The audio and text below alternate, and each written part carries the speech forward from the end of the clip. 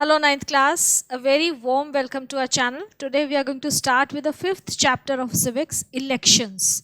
It needless to say, it is a very important chapter, but बहुत बड़ा chapter नहीं है, छोटा सा chapter है. तो elections क्या होते हैं, elections क्यों किए जाते हैं, कैसे conduct किए जाते हैं, वो सब थोड़ा सा हम इसमें पढ़ेंगे. तो सबसे पहले what is the meaning of elections. Elect करना मतलब हम किसी पर्टिकुलर पर्सन को अपना रिप्रेजेंटेटिव बना के इलेक्ट करते हैं, उसको चूज़ करते हैं कि हाँ ये हमारा रिप्रेजेंटेटिव है, क्योंकि हम हर समय पूरी भीड़ जाके अपनी बात नहीं कह सकती. इलेक्शंस बहुत छोटे लेवल पे, आपके स्कूल लेवल पे स्टार्ट हो जाते हैं. जैसे कि आपकी क्लास में मॉनिटर होता है, तो मॉनिटर का इलेक्शन होता है ना, मैम चूज़ करते हैं कैंडिडेट्स कि हाँ भाई दो तीन चार कैंडिडेट्स हैं, या वॉलंटियर करते हैं आप लोग कि ये हैं we want to be the monitor. फिर वोटिंग होती है क्लास में, चाहे वो हैंड रेज करके हो या स्लिप पे हो, पेपर पे हो, जैसे भी हो. मतलब वो एक बेसिक सा इलेक्शन है आपके क्लास लेवल पे कि आपने अपने मॉनिटर को, अपने रिप्रेजेंटेटिव को चूज़ किया, क्लास प्रीफेक्ट को चूज़ किया है, ताकि वो आपकी बात क्लास टीचर तक कन्वे कर सके. राइट. तो स्कूल लेवल पे भी इलेक्शंस होते हैं. जैसे अब ये क्लास लेवल पे आपका मॉनिटर हो गया, प्रीफेक्ट हो गया, फिर और हाई लेवल पे head boy, head girl, school representative होते हैं, आपके हाउस रिप्रेजेंटेटिव्स होते हैं, स्पोर्ट्स कैप्टन होते हैं, वाइस कैप्टन्स होते हैं. तो ये आई होप आपके स्कूल में ये इलेक्शंस के थ्रू ही होते होंगे. नॉर्मली सारे स्कूल्स में इलेक्शंस ही होते हैं. इवन हम जब मेरी स्कूलिंग थी तब भी हम इलेक्शन के थ्रू ही होते थे हमारे टाइम पे भी, और हम बड़े ज़ोर शोर से कन्विंसिंग करते थे अपने कैंडिडेट्स की. तो बड़ा अच्छा रहता है ये. तो that is the first basic step of democracy, क्योंकि डेमोक्रेसी क्या है, हमारी जो गवर्नमेंट है, it is of the people, for the people, by the people. लोगों के लिए है, लोगों के थ्रू ही बनी है, और लोग ही उसमें काम करते हैं. तो इलेक्शंस की डेफिनेशन क्या हो जाएगी कि an election is an organised process. ये मैंने थोड़ा सा लिखा हुआ है, मैं आपको दिखा देती हूँ. An election is an organised process in which people vote to choose the persons who will represent them in parliament और द स्टेट लेजिस्लेचर्स. यहाँ पे हम सिविक्स पढ़ रहे हैं, तो हम पार्लियामेंट और लेजिस्लेचर्स की बात कर रहे हैं. तो इसलिए हमने यहाँ पे ये मेंशन किया है कि the person who will represent them in parliament, in parliament और स्टेट लेजिस्लेचर्स. ठीक है. तो यहाँ पे इसलिए, अदरवाइज हमारे स्कूल में रिप्रेजेंट कर सकते हैं, क्लास में टीचर के सामने रिप्रेजेंट कर सकते हैं, whatever. Then significance of elections. Election significant क्यों है, बहुत इंपॉर्टेंट है. क्यों? डेमोक्रेसी की सोल है. They are known as the soul of democracy. Why? क्यों? क्योंकि ये जो है, ये बेसिक स्टेप है किसी भी कंट्री को डेमोक्रेसी बनाने का, कि लोग अपने रिप्रेजेंटेटिव्स खुद चूज़ करें. That is why it is a democratic country. मतलब किसी की तानाशाही नहीं चलेगी, ऑटोक्रेसी नहीं चलेगी, सब अपने लोग अपने लीडर्स को खुद ही चूज़ करेंगे, वो फिर आगे उनकी बात रखेगा. Okay. So how are elections significant. Significance क्या है इलेक्शंस की, कि पीपल इलेक्ट देयर रिप्रेजेंटेटिव. सबसे इंपॉर्टेंट पॉइंट क्या है कि लोग खुद अपने लीडर को सिलेक्ट करते हैं, इलेक्ट करते हैं, चूज करते हैं, वोट करके उसको जिताते हैं. Then people exercise control over their representatives. क्योंकि हम खुद उनको इलेक्ट कर रहे हैं अपने लीडर्स को, तो लीडर्स जो हैं वो हमारी बात मानेंगे, कि लोगों के कंट्रोल में रहते हैं थोड़ा सा, कि अगर आपने बात नहीं मानी तो वो क्या है, अपनी सपोर्ट वापस ले लेते ना, तो वो गवर्नमेंट गिर जाती है.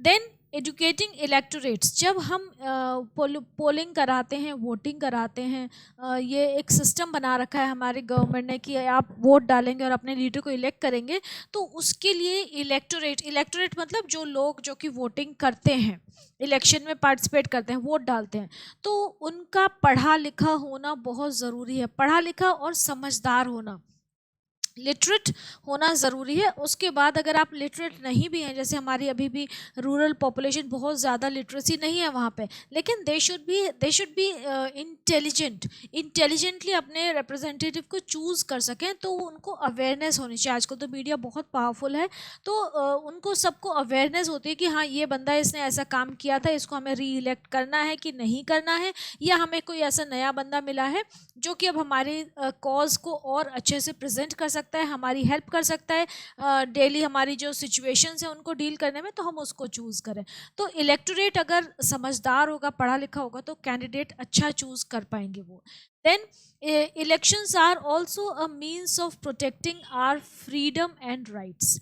इलेक्शंस की वजह से हम फ्री हैं, फ्रीली रह सकते हैं और अपने हकों को एक्सरसाइज कर सकते हैं, राइट्स ले सकते हैं अपने, क्योंकि हमने अपना रिप्रेजेंटेटिव चूज़ किया है, डेमोक्रेटिक कंट्री बनाई है, हमारे मिनिस्टर्स हैं जो हमारी बात कन्वे करते हैं पार्लियामेंट में या और हायर लेवल पे। तो हमारे राइट्स और फ्रीडम को प्रोटेक्ट करने के लिए, दोनों के लिए इलेक्शंस बहुत ज़रूरी हैं। इसीलिए इलेक्शंस जो हैं वो डेमोक्रेसी की सोल हैं, जैसे कि मैंने आपको पहले बताया।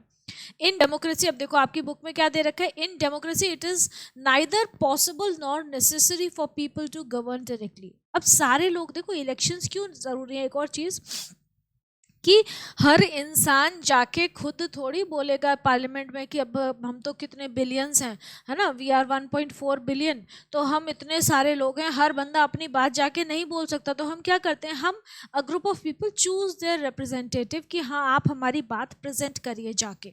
तो it is in democracy it is neither possible nor necessary for people to govern directly. People जो है वो डायरेक्टली गवर्न नहीं कर सकते, so how will they govern? Obviously they have to choose their representative. The most common form of democracy in modern times is representative democracy. और representative democracy में क्या हो गया कि हमने अपने लीडर्स को हमने चूज़ किया है, इलेक्ट किया है, उनको वोट करके जिताया है ताकि वो हमारी बात को जाके रिप्रेजेंट कर सके, हमारे बिहाफ पे रूल कर सके। People elect the representatives who rule on their behalf. An election is a contest between different candidates, whether they belong to different political parties, which they generally do, or whether they stand independently for getting people's support. Election होते हैं तो उसमें candidates जो होते हैं वो different political parties को belong कर सकते हैं या फिर वो इंडिपेंडेंट हो सकते हैं, मतलब वो किसी भी पार्टी को रिप्रेजेंट नहीं करें, वो खुद अपने इच्छा से अपने अलग स्टैंड अलोन खड़े हुए हैं इलेक्शन में। Any party or combination of parties which gets the support of the largest number of people gets the power and forms the government. कोई भी पार्टी जिसके कि सबसे ज़्यादा कैंडिडेट इलेक्ट हो जाते हैं, जिसको सबसे ज़्यादा सीट मिल जाते हैं उस पर्टिकुलर हाउस में, चाहे वो लोकसभा हो या वो लेजिस्लेटिव असेंबली हो, मतलब अगर नेशनल लेवल पे है तो लोकसभा के इलेक्शंस होते हैं पार्लियामेंट में, है ना, जो कि पब्लिक इलेक्शंस होते हैं। राज्यसभा के इलेक्शंस जो हैं वो इनडायरेक्ट इलेक्शंस हैं, वो उसके लिए आप डायरेक्टली पब्लिक वोटिंग नहीं करती है। अभी आप पढ़ेंगे डायरेक्ट इलेक्शंस क्या होते हैं, इनडायरेक्ट इलेक्शंस क्या होते हैं। तो कंट्री के लेवल पे, पार्लियामेंट के लेवल पे लोकसभा के जो मेंबर्स हैं वो इलेक्ट होके आते हैं।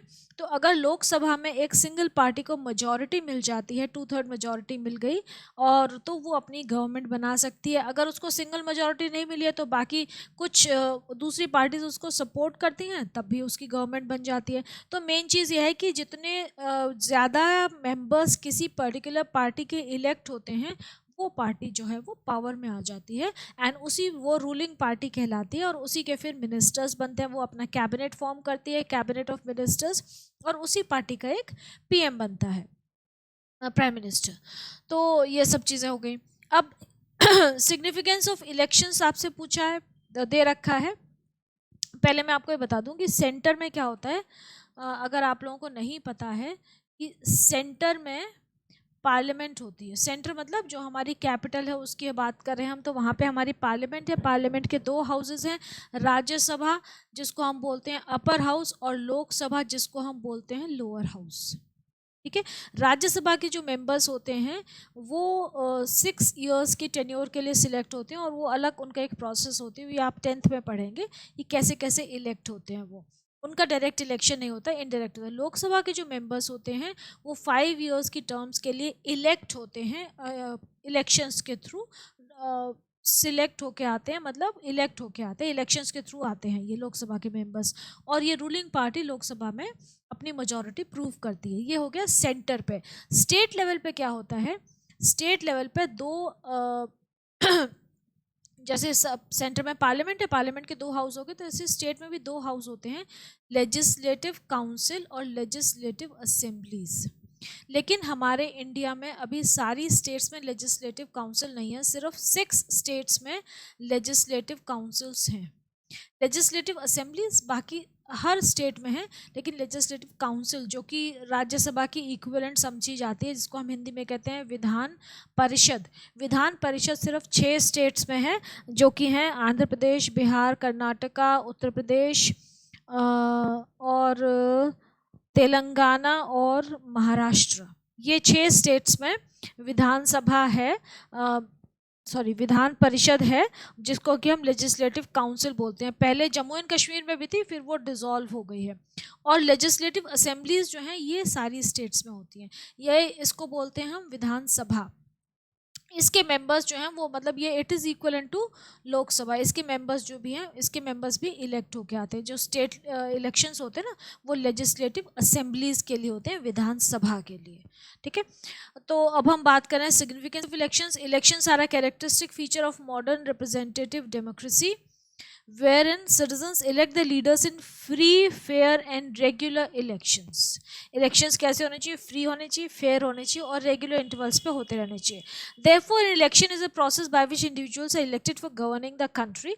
Political parties play an important role in a democracy-based elections.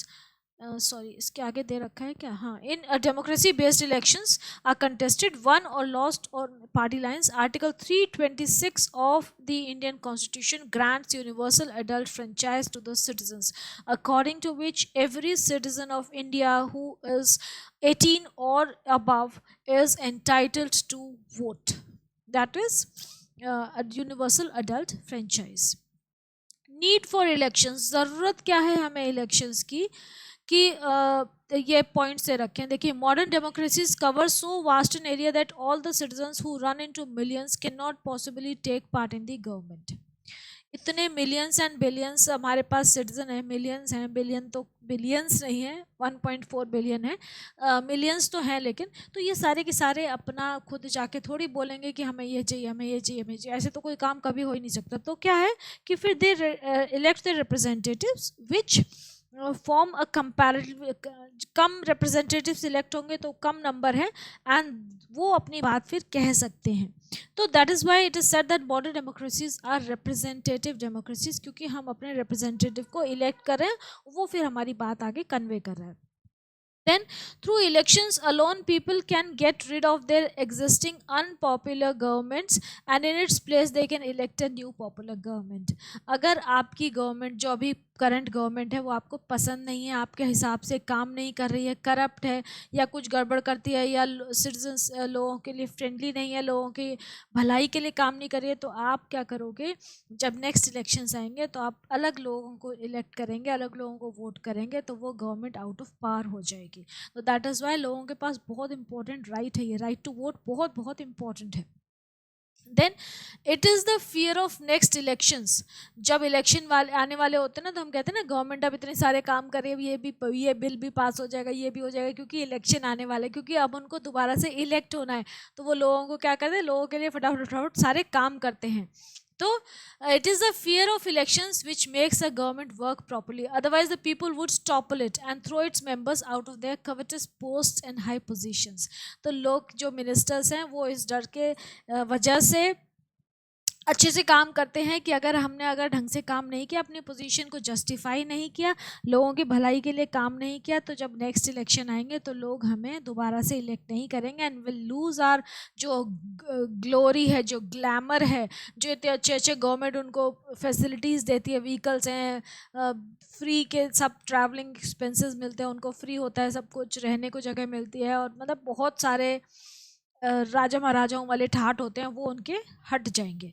So thus it is through elections alone that an effective control can be maintained on the executive. तो इसीलिए इलेक्शंस बहुत बहुत ज़रूरी है. Then it is generally said, no elections, no democracy. Democracy elections के बिना survive ही नहीं कर सकती, हो ही नहीं सकती. So this is not without meaning. In simple words, it denotes that without the elections, a democratic government cannot be set up. हो ही नहीं सकती, मतलब उसका अस्तित्व ही नहीं है. It cannot exist. Then during elections people learn about the policies and ideologies of different political parties. जब election होते हैं तो कन्वेंसिंग होती है ना, लोग अपने अपने बारे में बताते हैं, एक एजेंडा होता है पार्टी का, वो मैनिफेस्टो जिसको बोलते हैं, वो प्रेजेंट करते हैं कि हाँ हम जीतेंगे तो हम ये करेंगे, हमारे ये पॉइंट्स हैं, हम इन पॉइंट्स पे एक्ट करेंगे, अगर आप हमें जिता के पावर में लाएंगे तो हम आपके लिए ये करेंगे, जो भी करेंगे। तो वो उनका एजेंडा है, पॉलिसीज़ होती हैं, उनकी आइडियोलॉजीज़ होती हैं, उनका मैनिफेस्टो होता है।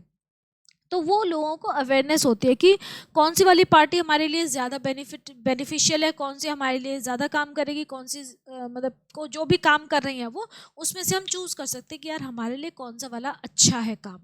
तो that is how we choose and vote for that particular party, जो कि हमें अच्छा लग रहा है कि हाँ भाई सही काम कर रही है, ये करेगी।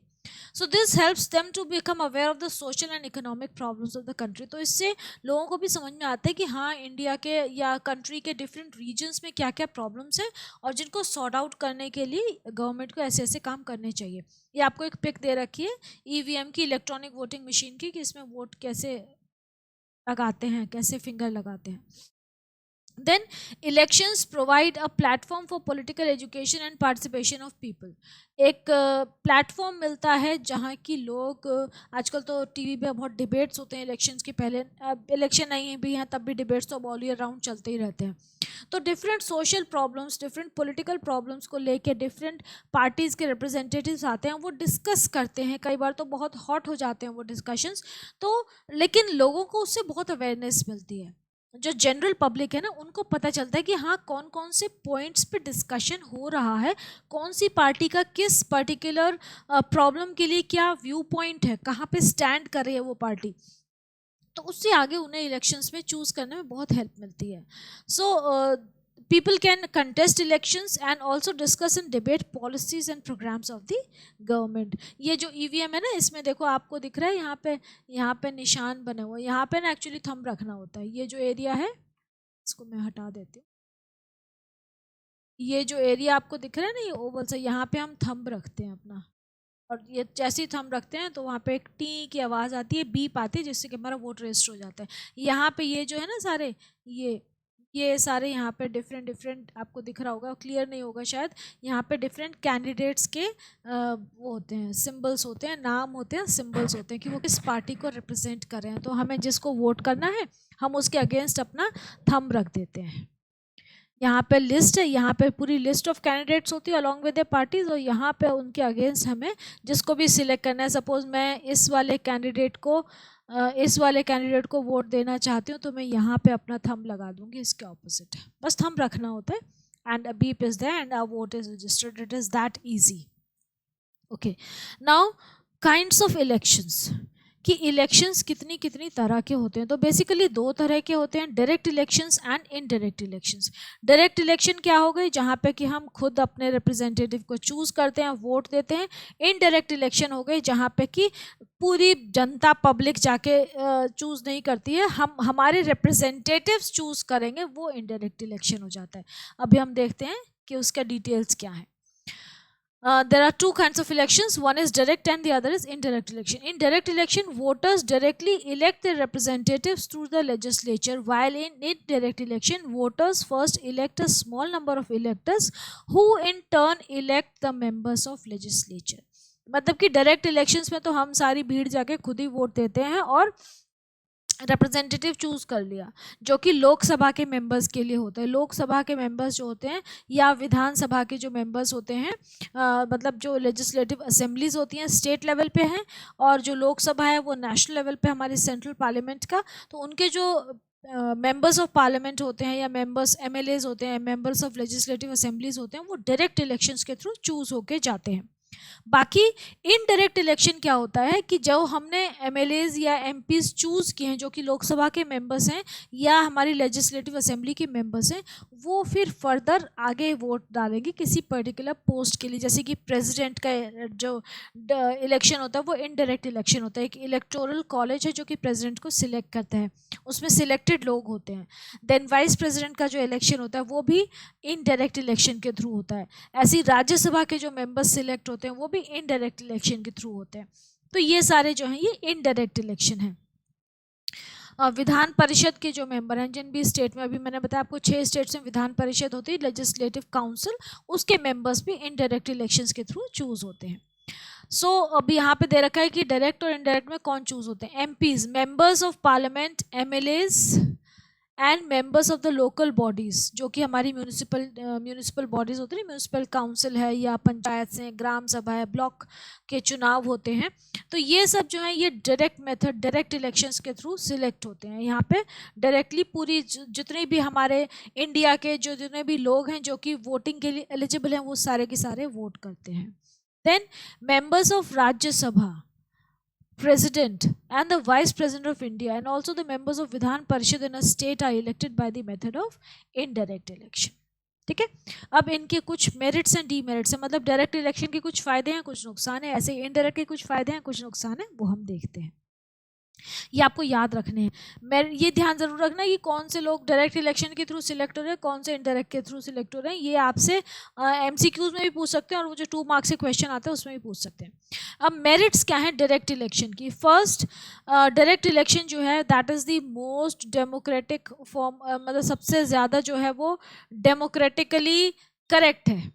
क्योंकि डेमोक्रेसी में हम क्या कहते हैं कि भाई आप डायरेक्टली अपने रिप्रेजेंटेटिव को इलेक्ट करो, तो it is the most democratic as it enables the electorate to take part in constituting the government directly. Next is the system of direct election makes the representative more responsible to the public opinion.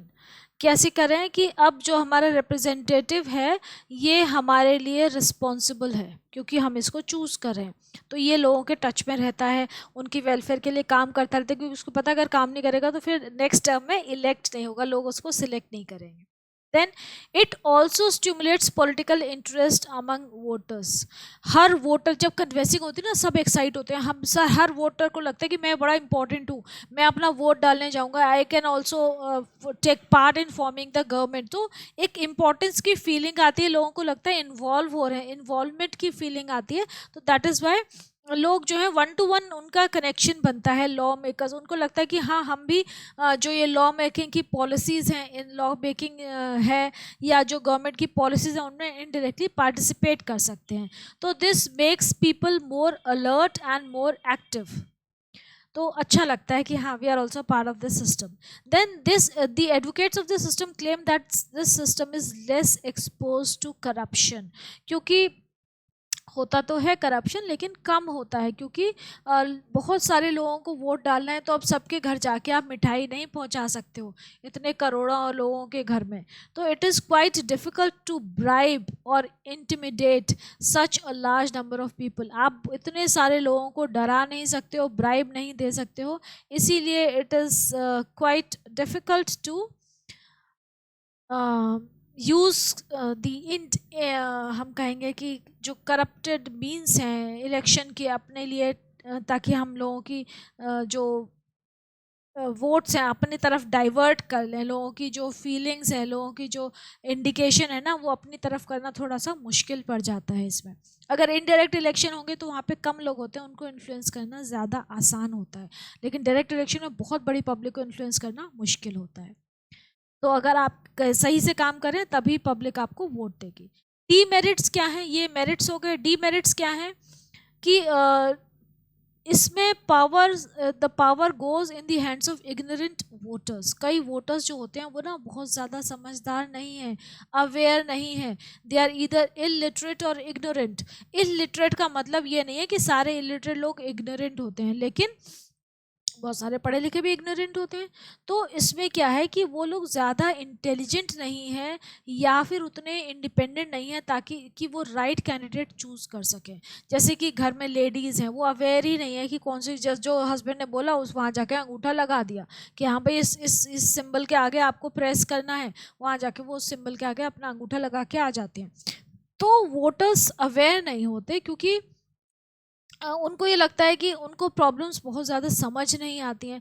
तो ये थोड़ा सा discrepancy है, इसका drawback है कि लोगों को अवेयरनेस थोड़ी सी और ज़्यादा बढ़नी चाहिए। हालांकि आजकल सोशल मीडिया के थ्रू काफ़ी अवेयर हैं लोग, लेकिन थोड़ी सी एक्सक्यूज़ मी, और अवेयरनेस बढ़नी चाहिए. Then under this system a majority of voters are swayed by false promises of clever orators and they fall in their trap quite easily. अगर कोई बहुत अच्छा ओरेटर है, ओरेटर मतलब वक्ता, हिंदी में हम जिसे कहते हैं ना वक्ता, कि बहुत अच्छी कोई स्पीच दे सकता है. वक्ता, वक्ता का मतलब कि कोई बहुत अच्छी स्पीच देता है, बहुत अच्छा ओरेटर है, तो लोग इन्फ्लुएंस हो जाते हैं कि हाँ यार ये तो बहुत बढ़िया बात कर रहा है, इसी को वोट देंगे हम तो. हालांकि वो रियलिटी कुछ नहीं होगी, बस दिखाना दिखाना है. तो ये थोड़ा सा होता है कि लोगों को थोड़ा सा अवेयरनेस ज़्यादा होनी चाहिए. They should use their IQ, use their brain to choose the right candidate and not be swayed by just pretences. False pretences में नहीं जाना है. ये हो गया इसके डीमेरिट्स. अब इनडायरेक्ट इलेक्शंस के मेरिट्स देखते हैं हम. इनडायरेक्ट इलेक्शन के मेरिट्स क्या हैं कि it is said to be free from the complexity of popular passion. इसमें लोगों का पैशन नहीं काम आता है, इसमें सेंस चलती है थोड़ी सी. It transfers the choice of representatives from the hands of the masses into the hands of a few selected persons who are likely to be less swayed by political passions. कुछ selected लोग ही यहाँ पे act करते हैं direct election में, तो वो थोड़े से ज़्यादा समझदार होते हैं as compare to the general public. उनको पॉलिटिकली ज़्यादा अवेयरनेस होती है, तो they are less likely to be swayed by political passions. Again, it is said that the system of indirect election saves us from such dangers which can result from haste. It has been rightly said, haste makes waste. जल्दबाजी हमेशा नुकसान देती है.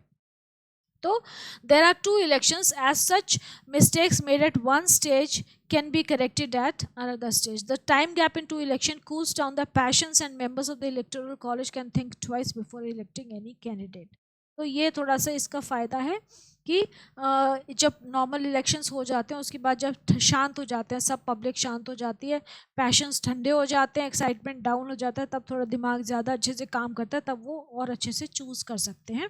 तो जो direct और indirect elections होते हैं उनके बीच में टाइम गैप होता है ताकि थोड़ा सा दिमाग को शांति मिले और हमें एक नया कैंडिडेट चूज़ करने में आसानी हो.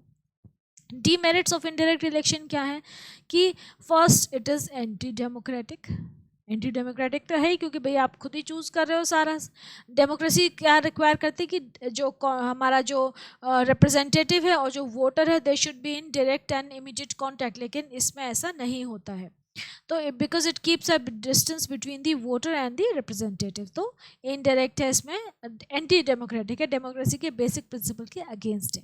Then the system of indirect elections condemned on the ground that it kills popular interest in the elections. ये तो है, लोगों को इंटरेस्ट नहीं आता. लोगों को इंटरेस्ट कब आता है? जब वो डेली की डेली डिबेट होते हैं, रैलीज निकलते हैं, तब लोगों को एक्साइटमेंट होता है कि हाँ यार we are also part of this voting process. Indirect elections में लोगों को कुछ पता ही नहीं होता कहाँ पे वोट डल रहे हैं, क्या हो रहा है क्या नहीं हो रहा. बहुत ही ज़्यादा जो अवेयर होते हैं उनको पता होता है, नॉर्मल जनरल पब्लिक को कुछ नहीं पता होता, तो इसीलिए they lose their interest.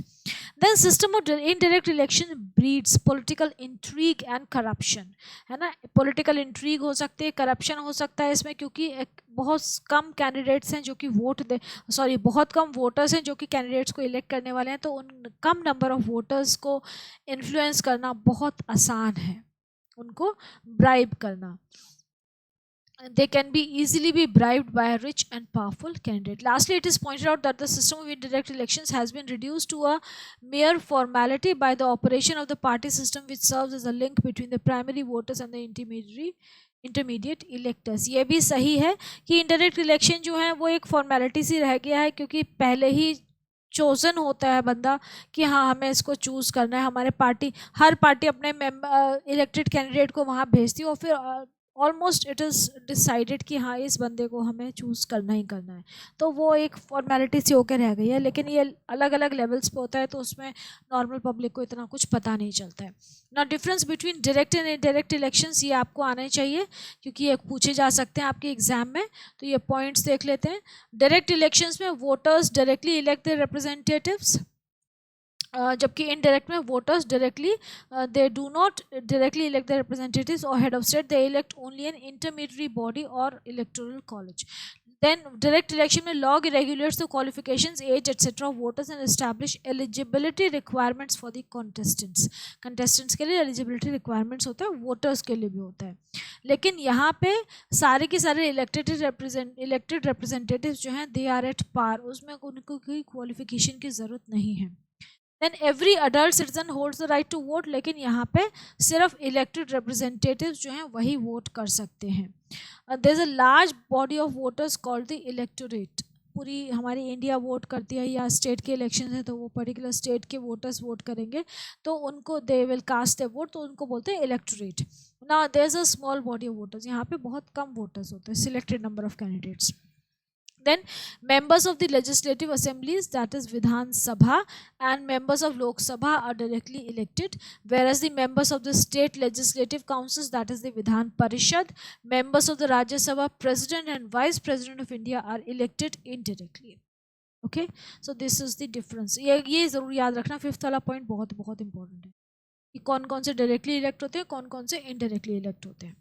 Now अब एक नया कॉन्सेप्ट आ गया, difference between general elections, mid term elections and by elections. ये आपने सुना होगा नाम, लेकिन इसके बारे में बहुत बड़े बड़े लोगों को भी डिफरेंस नहीं पता होता. बहुत सिंपल है. जनरल इलेक्शन तो क्या हो गए, the regular elections which are held for the formation of Lok Sabha और the state assemblies after every 5 years are called the general election. मतलब जो कि नॉर्मल रेगुलर टर्म में होते ही होते हैं. जैसे अभी नेक्स्ट ईयर 24 में हमारे जनरल इलेक्शंस होने वाले हैं लोकसभा के.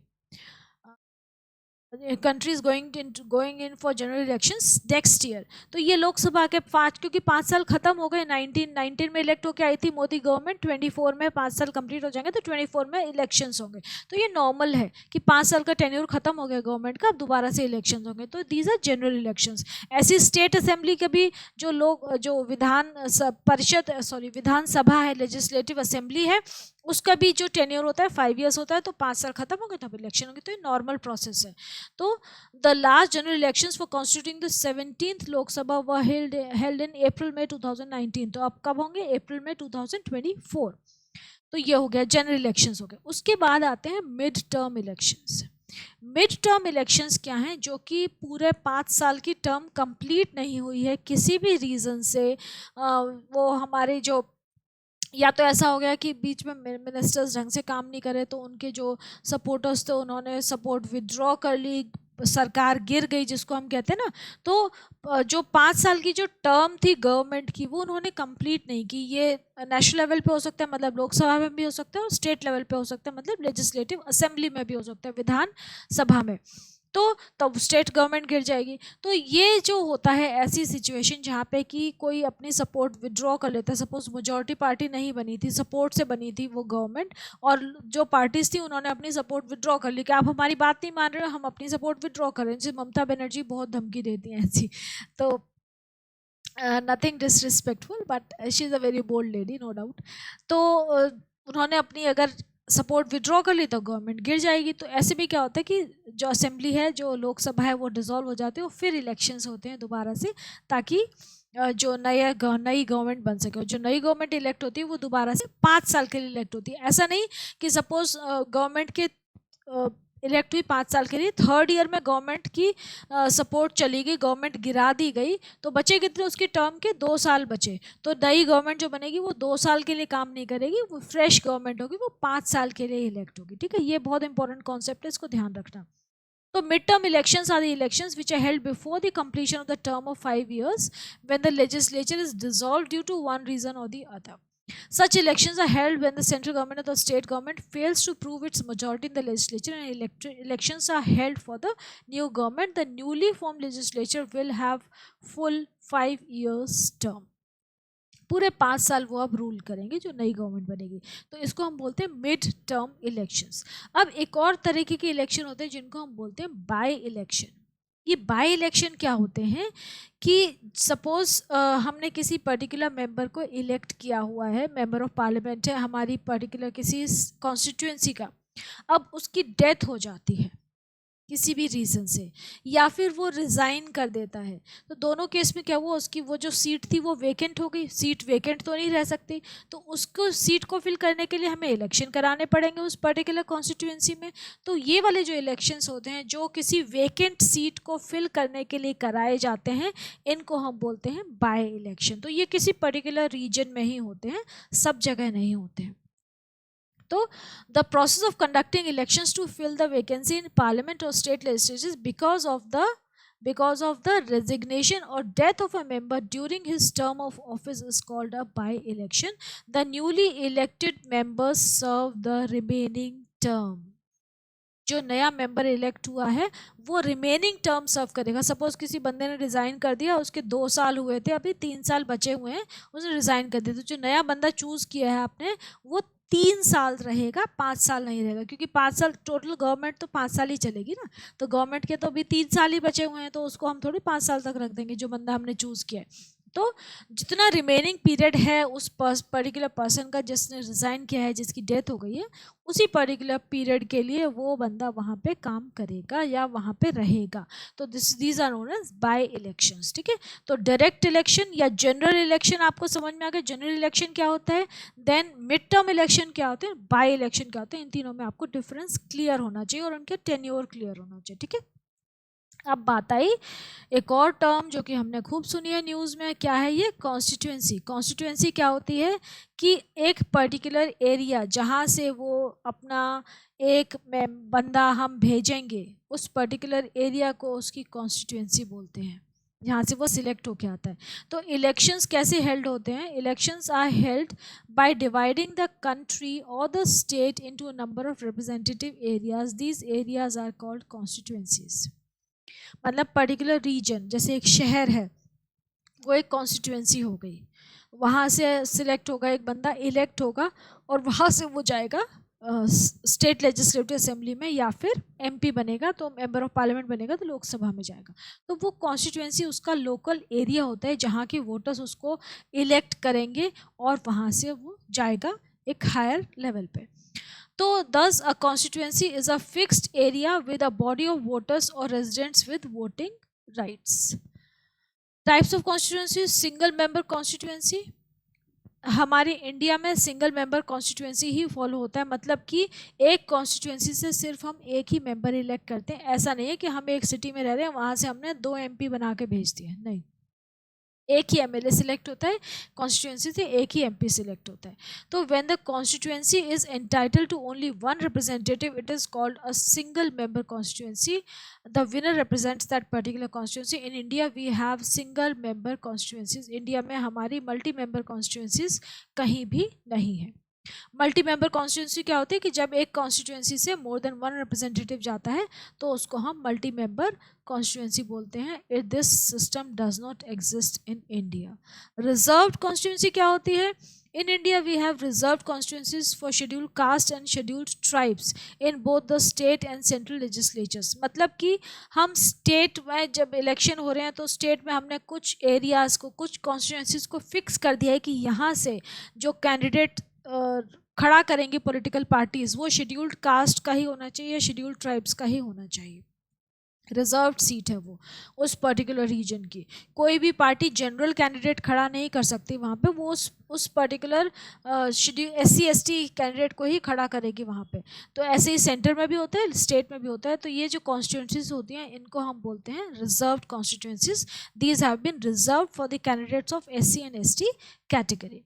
Normal candidate other than SC ST, they are not eligible to contest from these constituencies. तो ऐसी कॉन्स्टिट्यूएंसीज को हम क्या बोलते हैं, इनको हम बोलते हैं रिजर्व्ड कॉन्स्टिट्यूएंसीज। ठीक है, क्यों किया गया, क्योंकि framers of the constitution were worried that in an open electoral competition weaker sections may not stand a good chance to be elected to the Lok Sabha and Vidhan Sabhas. They may not have required sources to contest and win elections. ठीक है, जो हमारा जो constitution बना तो हमारे जो law makers थे, कॉन्स्टिट्यूशन मेकर्स थे, उनको टेंशन हुई, चिंता हुई कि जो वीकर सेक्शंस ऑफ सोसाइटी हैं वो तो अपने रिप्रेजेंटेटिव्स को खड़ा ही नहीं कर पाएंगे, क्योंकि उनके पास ना पैसा होगा ना मीन्स होंगे। तो इसलिए रिजर्व कर दिया गया कि नहीं, यहाँ पे यही कैंडिडेट खड़ा होगा। तो पार्टीज अपने आप ही ऐसे कैंडिडेट को सपोर्ट करेंगी। So those who are influential and resourceful may prevent them from winning elections. In that case, our legislative bodies would be deprived of the voice of a significant section of a population. That would make our democracy less democratic. Therefore, the makers of a constitution thought of a special system of reserved constituencies for the weaker section. इसीलिए ये concept लाया गया. ये आपसे पूछा जा सकता है, आपके दिमाग में क्लियर होना चाहिए बात. अब आ गया इलेक्शन कमीशन. इलेक्शन कमीशन बहुत स्ट्रॉन्ग बॉडी है एक हमारी, जिसमें कि चीफ इलेक्शन कमिश्नर होता है और 2 उनके असिस्टेंट्स होते हैं. इलेक्शन कमिश्नर होते हैं, असिस्टेंट इलेक्शन कमिश्नर्स होते हैं. तो चीफ इलेक्शन कमिश्नर जो है वो खुदा होता है इलेक्शन के टाइम पे, तो उसको कोई वो नहीं कर सकता, क्वेश्चन नहीं कर सकता, उसकी जो मर्जी होगी वो करेगा. तो CEC the chief election commissioner, ये बड़ा इंपॉर्टेंट पोस्ट है.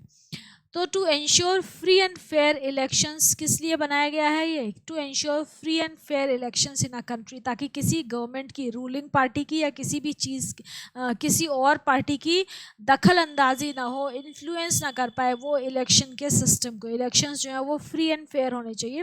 दैट इज़ वाई ये CEC रखा गया है. चीफ इलेक्शन कमिश्नर अपॉइंट होता है, इलेक्शन कमीशन बनाया गया.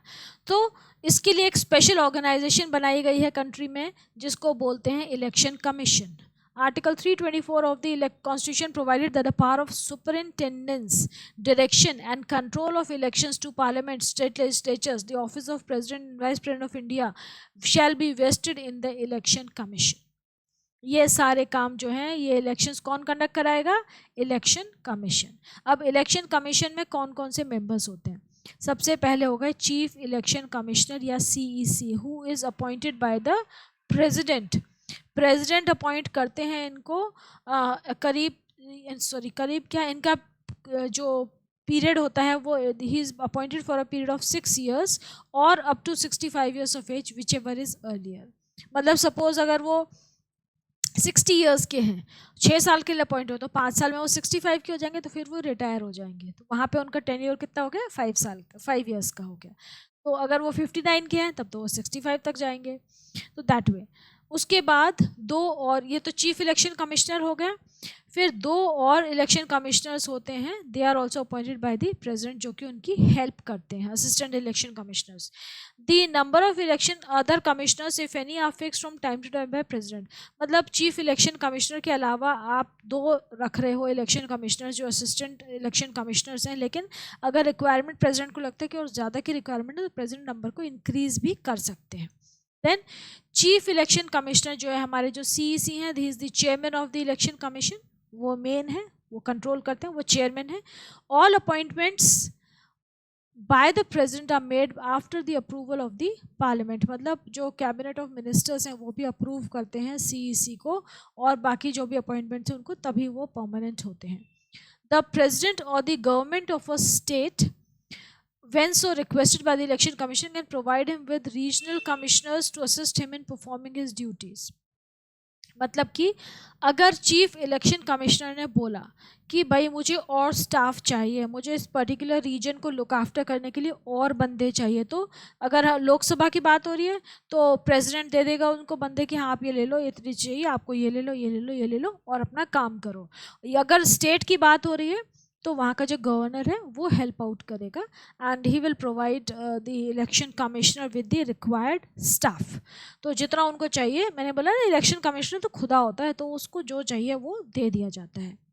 तो in the same manner other staff can be made available to him and the regional commissioners. मतलब रीजनल कमिश्नर जो इलेक्ट हुए ना, मतलब रीजनल कमिश्नर जो दिए गए उनको, इलेक्शन कमिश्नर को उनके अंदर काम करने के लिए, उनको भी और स्टाफ चाहिए तो उनको भी दिया जा सकता है. अकेला बंदा थोड़ी काम करेगा, स्टाफ तो चाहिए होता है ना. ओके.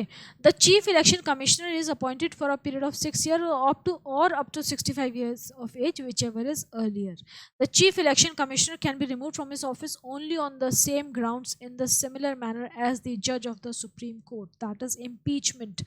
मतलब कि सिर्फ impeachment के थ्रू रिमूव कर सकते हैं उनको. उनकी पोजीशन बड़ी सिक्योर है. उनको ऐसे नहीं कि जिसने मर्जी ने हटा दिया, निकाल दिया, किसी पॉलिटिकल पार्टी के इन्फ्लुएंस में आके उसको उसी पोजीशन से हटा दिया, क्योंकि भाई इस पोजीशन पे रह के तो बहुत सारे लोगों से पंगे लेने पड़ते होंगे ना.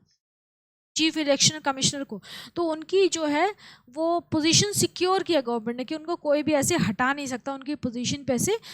इम्पीचमेंट होगा, मतलब कि प्रॉपर वोटिंग के थ्रू ही, अगर उनकी पोस्ट से हटाना है तो प्रॉपर वोटिंग के थ्रू ही इम्पीच किया जा सकता है, जैसे कि सुप्रीम कोर्ट के जज को हटाते हैं।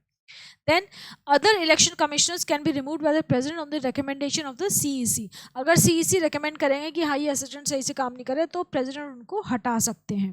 The conditions of service of the CEC shall not be varied to his disadvantage after appointment. The election commissioner has complete control over the staff on election duty. जो इलेक्शन कमिश्नर होता है, जब elections होते हैं तो पूरा staff उनके control में होता है और उनके स्टाफ को किसी और भी पॉलिटिकल लीडर की, मिनिस्टर की कोई भी बात सुनने की ज़रूरत नहीं हो सकती, कोई कुछ नहीं कर सकता। उनका सिर्फ इलेक्शन कमिश्नर के लिए वो रिस्पॉन्सिबल होते हैं, उन्हीं की बात मानते हैं।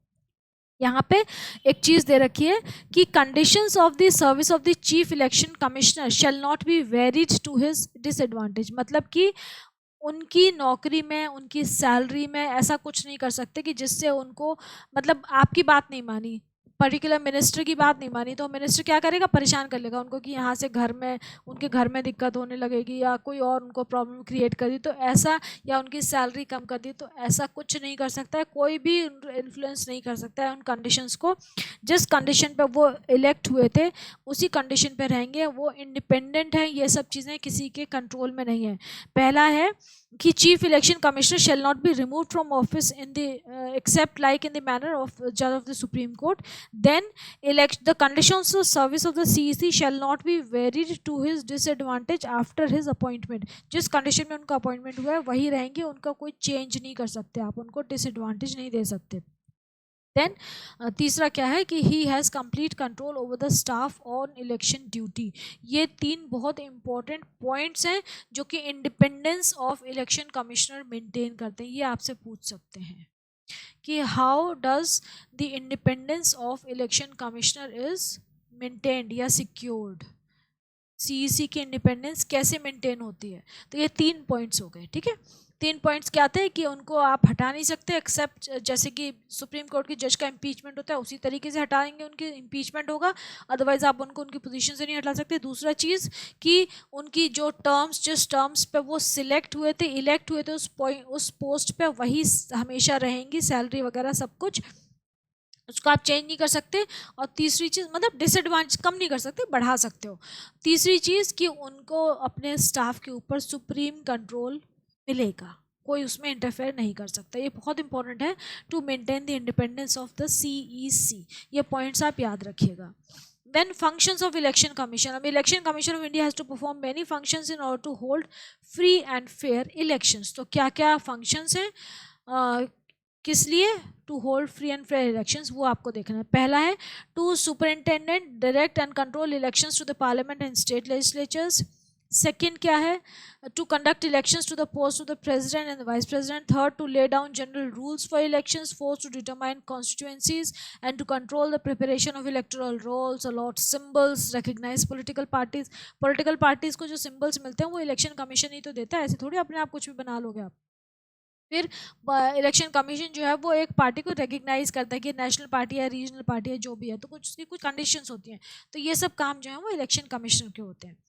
टू डिटरमाइन कॉन्स्टिट्यूएंसीज डिटरमाइन करना कि कौन से, इतने पर्टिकुलर रीजन को एक कॉन्स्टिट्यूएंसी बना दिया, भाई ज़्यादा बड़ी कॉन्स्टिट्यूएंसी नहीं होनी चाहिए, वोटिंग में दिक्कत होती है, तो कितने एरिया के कितना किलोमीटर्स कवर करेगा या पॉपुलेशन के हिसाब से देखेंगे तो उस हिसाब से वो कॉन्स्टिट्यूएंसी डिसाइड करते हैं। Then to settle any disputes in connection with the elections. अगर इलेक्शन में कोई पंगा हो रहा है, कोई लड़ाइयाँ हो रही हैं, कोई डिस्क्रिपेंसीज हो रही हैं, तो वो सब डील करना। To conduct counting and declaring of results. Voting कराना, फिर वोट्स की काउंटिंग करना, फिर रिजल्ट डिक्लेयर करना, ये सब इलेक्शन कमीशन का काम है। पोस्टपोन और काउंटरमैंड इलेक्शंस फॉर स्पेसिफिक रीजंस। कहीं पे कोई एरिया जो है वो अभी उतना, वहाँ पे कुछ प्रॉब्लम्स हैं, कुछ डिसरप्शंस हैं, सोसाइटी वहाँ पे पीसफुल नहीं है किसी पर्टिकुलर रीजन में, तो वहाँ की इलेक्शन को पोस्टपोन कर देंगे कि तब इलेक्शन किए जाएंगे जब यहाँ की कंडीशन थोड़ी सी स्टेबल हो जाएंगी, लोग शांत हो जाएंगे। तो वो सुप्रीम, इनका सीईसी जो चीफ इलेक्शन कमिश्नर है, उनका राइट है कि वो डिसाइड कर सकते हैं कि इस एरिया में इलेक्शन होने चाहिए या नहीं होने चाहिए। ठीक है। देन प्रिपरेशन, अब यहाँ पे पहला आ गया preparation of electoral rolls. Electoral rolls क्या है कि इलेक्शन कमीशन जो है identifies eligible voters. Eligible voters, हर साल वोटर्स बढ़ जाते हैं ना, 18 साल में कुछ ऐड हो जाते हैं, बहुत सारे बच्चे 18 साल की एज पहुंच जाते हैं तो वो वोटिंग लिस्ट में ऐड हो जाते हैं, कुछ की डेथ हो जाती है तो वोटिंग लिस्ट से निकल जाते हैं। तो election commission identifies eligible voters in each constituencies and prepares the list of all eligible voters, this is called voters list. Electoral rolls are prepared with wherein the name, father's name, age and sex of the voters are clearly mentioned। ये photo ID card होते हैं, voter ID card, इसमें बड़ी सारी discrepancies होती हैं। Okay, this is an important step for it is linked to the first condition of a democratic election, that is everyone should get an equal opportunity to choose their representatives. In practice, it means that everyone should have one vote and each vote should have equal value. हर बंदे के पास एक vote है और हर vote की equal value है। ऐसा नहीं है कि आप नेता हो तो आपके वोट की ज़्यादा वैल्यू है, या आपकी बहुत करोड़ की प्रॉपर्टी तो आपके वोट की ज़्यादा वैल्यू नहीं। आप चाहे 100 रुपये अर्न करें हो, चाहे 10 करोड़ अर्न करें हो, आपका वोट जो है वो सिंगल वोट में ही काउंट होगा, वोट इक्वल है। And no citizen should be denied the right to vote. Then delimitation of constituencies. The whole area where the elections are to be held is divided into so many clear-cut constituencies so that elections are held in an organized way. तो constituencies को clearly identify किया जाता है कि इस reason तक, इतने kilometre तक ये पर्टिकुलर कॉन्स्टिट्यूंसी है और यहाँ पे ये बंदा खड़ा हुआ है। Then fixing the election dates, election date fix करते हैं वहाँ पे जहाँ पे कि कोई एग्ज़ाम ना हो, कोई फेस्टिवल ना हो, ऐसी चीज़ें देख के इलेक्शन की डेट फिक्स की जाती है। The fixing of exact dates rests with the election commission. The commission states the reason for holding or not holding the elections during a particular period. The election commission refuses to hold elections at a particular time to ensure free and fair elections, even if the political parties insist on holding elections at that particular time. ठीक है, तो election commission का ये right है कि वो कहीं भी कभी भी इलेक्शंस होल्ड कर सकते हैं या रिफ्यूज़ कर सकते हैं कि हमें नहीं करना, हमें नहीं लग रहा कि ये टाइम सूटेबल है इलेक्शंस को कंडक्ट करने के लिए, तो वो रिफ्यूज़ कर देंगे, चाहे कोई भी पॉलिटिकल पार्टी कितना भी उनको प्रेशराइज करे, चाहे वो रूलिंग पार्टी ही क्यों ना करे। Then scrutiny of nomination papers. अब जब नॉमिनेशन फाइल किए जाते हैं, मतलब जो बंदा खड़ा हो रहा है इलेक्शन लड़ने के लिए, वो पर्टिकुलर अपने पेपर्स फाइल करता है जिसको कि नॉमिनेशन पेपर बोलते हैं। वो जो स्क्रूटनी है उसको चेक करना वो इलेक्शन कमीशन का काम है। आजकल तो बहुत सारे रूल्स है ना कि उनकी कितनी प्रॉपर्टी है, उनको प्रॉपर्टी शो करनी पड़ती है, उनके अगेंस्ट कोई क्रिमिनल केस तो नहीं है, वाइफ की कितनी प्रॉपर्टी, ये सब शो करना पड़ता है। तो वो सब चेक करना कि ये सही है कि नहीं, पेपर्स कुछ गड़बड़ तो नहीं है, तो उनके बेसिस पे फिर उस कैंडिडेट की एप्लीकेशन को एक्सेप्ट करना या रिजेक्ट करना वो इलेक्शन कमीशन का काम है। तो the candidates willing to contest the elections file the nominations up to a particular date. एक डेट दी जाती है जहाँ तक कि जब तक उनको नॉमिनेशंस फाइल करने होते हैं, मतलब एक लास्ट डेट है कि यहाँ तक नॉमिनेशंस फाइल करने हैं। फिर इलेक्शन कमीशन उनके पेपर्स को स्क्रूटनाइज करता है एंड एक्सेप्ट्स और rejects the nomination papers as the case may be. Recently a new system of declaration has been introduced on the direction of the supreme court, जहाँ पे कि every candidate has to make a legal declaration giving full details of serial criminal cases pending against candidate, details of the assets and liabilities of the candidate and his or her family, educational qualifications of the candidate, ये सब candidate को mention करना ज़रूरी है। This information has to be made public. This provides an opportunity to voters to make the decision whom to elect or not. इससे हमें बहुत सारी चीज़ें पता चल जाती है ना कैंडिडेट के बारे में, तो फिर पब्लिक डिसाइड कर सकती है कि हमें ये बंदा इलेक्ट करना है कि नहीं करना है। Then allotment of election symbols, ये कौन करता है? Election commission. The political parties of national standing are allotted permanent election symbols.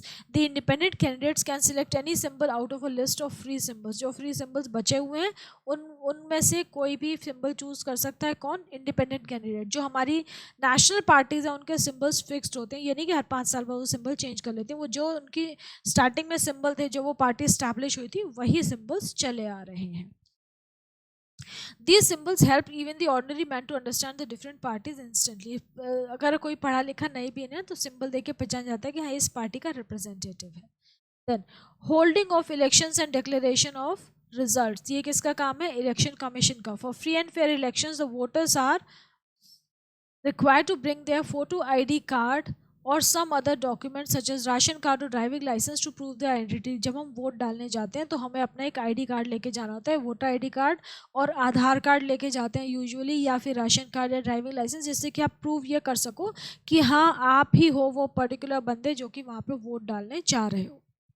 Then on the fixed date, the elections are conducted. It is the duty of the election commissioner to set up election booths, to appoint the presiding and the polling officers, to count the votes and to declare the results. जब vote डालने जाते हैं तो वहाँ पे booth बने होते हैं, यूजुअली स्कूल्स में होते हैं वोटिंग, तो वहाँ पे रूम्स होते हैं ना, जो क्लासेस होती हैं उनको डिफरेंट बूथ्स में कन्वर्ट कर देते हैं। वहाँ पे हम जाके एक पर्टिकुलर रीजन का बंदा, जैसे मोहल्ले का या एक पर्टिकुलर एरिया का बंदा, उस पर्टिकुलर रूम में जाके अपना वोट कास्ट करता है। तो बस हमें कुछ नहीं प्रेस करना होता है, फिर वो हमारे नेल पे वो एक इंडेलिबल मार्क लगा देते हैं इनका, which shows that we have already cast our votes. So it's quite an easy process. वहाँ पे प्रिजाइडिंग ऑफिसर होता है, पोलिंग ऑफिसर्स होते हैं, पुलिस होती है, ओके और वो लोग जो होते हैं ना वो वहीं रहते हैं जब तक वोटिंग और काउंटिंग हो नहीं जाती, वो अपने घर नहीं जाते हैं। Then checking undue interference of the party in power. अब another important duty of the election commission is क्या है, to see that the party in power does not interfere with the ongoing election process. मतलब उसको कोई फ़ायदा ना मिले कि वो हम पावर में है तो हम फ़ायदा उठा लें। तो ये इलेक्शन कमिश्नर का काम है, इलेक्शन कमीशन का काम है कि वो चेक करते रहे कि जो पर्टिकुलर पार्टी उस समय पावर में है वो अनफेयर मीन्स से एडवांटेज ना उठा ले जीतने के लिए। ये निर्वाचन सदन या हमारे इलेक्शन कमीशन की बिल्डिंग की फ़ोटो है जो दिल्ली में है, headquarters of the election commission of India, new Delhi, निर्वाचन सदन, बहुत बड़ी बिल्डिंग है। अब इलेक्शन प्रोसीजर ये दे रखा है एक फ्लो चार्ट की फॉर्म में कि नॉमिनेशंस हुए, फिर स्क्रूटनी ऑफ नॉमिनेशन हुई, फिर publication of list of candidates, election campaign होती है, उसके बाद पोलिंग के एक दिन पहले या 48 आवर्स के पहले इलेक्शन कैंपेन बंद हो जाती है, फिर पोलिंग के बाद counting of votes and declaration of results. अब इलेक्शन कैंपेन क्या होती है, इलेक्शन कैंपेन देख लीजिए।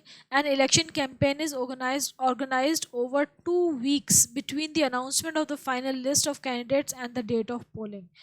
Final list of candidates announce हो गई, हर पार्टी ने अपनी कैंडिडेट्स की लिस्ट अनाउंस कर दी कि हम इस बंदे को इस पर्टिकुलर कॉन्स्टिट्यूंसी से खड़ा कर रहे हैं, फिर कैंपेनिंग स्टार्ट होती है कि हाँ इसको वोट दो, इसको वोट दो, इसको जिताओ, जो भी। एंड डेट ऑफ पोलिंग से पहले वो जो टाइम है उसको हम इलेक्शन कैंपेनिंग का टाइम बोलते हैं। During this period, the candidates contact their voters, political leaders address meetings, rallies होती हैं, parties mobilize their workers, है ना, कितनी बड़ी बड़ी rallies होती हैं। मीडिया कवर करता है इलेक्शन कैंपेन को, related news, views, reviews, debates होते हैं daily. During the campaign parties try to form and mould public opinion on big issues. अपनी इमेज को इम्प्रूव करती हैं पार्टीज, इम्प्रूव करने की कोशिश करती हैं, स्पीचेस दी जाते हैं, डिफरेंट तरीके होते हैं सोसाइटी को इन्फ्लुएंस करने के लिए, वोटर्स को इन्फ्लुएंस करने के लिए। For example, the Congress party led by the late Indira Gandhi gave the slogan of Garibi Hatao in the general elections of the Lok Sabha in 1971. 71 में इंदिरा गांधी ने क्या स्लोगन दिया था, गरीबी हटाओ। और जनता पार्टी ने क्या स्लोगन दिया था 77 के इलेक्शंस में, डेमोक्रेसी बचाओ, save the democracy. It was given by Janata Party. Laws regulate campaigns to ensure free and fair elections. अब ये इलेक्शन कैंपेनिंग के लिए भी बहुत सारे लॉज होते हैं। No party candidate can bribe और थ्रेटन वोटर्स। आप रिश्वत नहीं दे सकते हो वोटर्स को और उनको धमकी नहीं दे सकते हो, हालांकि ये दिया जाता है, मिठाई बांटी जाती है और भी बहुत सी चीज़ें हैं ना, not okay to speak here. Then appeal to them in the name of religion. Religion के नाम पे आप उनसे वोट नहीं मांग सकते। Use government resources for election campaign. आप अगर मिनिस्टर हैं इस समय और आप दोबारा से इलेक्शन में खड़े हो रहे हैं तो जो गवर्नमेंट, आपको गवर्नमेंट की बहुत सारी फैसिलिटीज़ मिली हुई हैं because you are already a minister working in the some ministry, तो उन रिसोर्सेज को आप अपने इलेक्शन कैंपेन में यूज़ नहीं कर सकते हैं। Then spend more than 70 lakhs in a constituency for Lok Sabha elections and 28 lakhs in a constituency for assembly election. National level पे लोकसभा के जो इलेक्शंस हो रहे हैं उसके लिए आप 70 लाख से ज़्यादा एक सीट पे खर्च नहीं कर सकते हैं, और जो स्टेट इलेक्शंस होते हैं, जो विधानसभा के जो इलेक्शंस हैं लेजिस्लेटिव असेंबली के, उसमें 28 लाख 28 लाख से ज़्यादा एक कैंडिडेट स्पेंड नहीं कर सकता है अपने इलेक्शन कैंपेन में। इसका पूरे खर्चे का हिसाब देना पड़ता है जितने भी कैंडिडेट्स खड़े होते हैं उनको, अगर ज़्यादा होगा तो वो डिस्क्वालीफाई हो जाते हैं। So this is all about this elections. We finish with the chapter here. इसके बाद MCQs करेंगे चैप्टर के, and then I will give you the question answers. Okay, so do let me know if it was helpful, या और क्या किया जाए आपके लिए। अच्छा, अब मैं सोचूं कि इतना ही आपके सिलेबस आ रहा होगा, आप मुझे बताना है कि इसके आगे वाले चैप्टर तो शायद नहीं आ रहे होंगे, तो मैं चाह रही हूँ कि मैं बायो की रिवीजन स्टार्ट कर दूँ। इसके बाद आप आधे चैप्टर्स की करूँगी जो हाफ ईयरली में आ रहे होंगे, फिर केमिस्ट्री की करती हूँ, ऐसे आधा आधा करके करते हैं। डू लेट मी नो कि अगर क्या करें आप, ठीक है। ओके, टेक केयर, और आप वीडियो को लाइक करिए अगर आपको अच्छा लग रहा है, और प्लीज़ चैनल को ज़रूर सब्सक्राइब करिए and share it with your friends. Take care, all the best.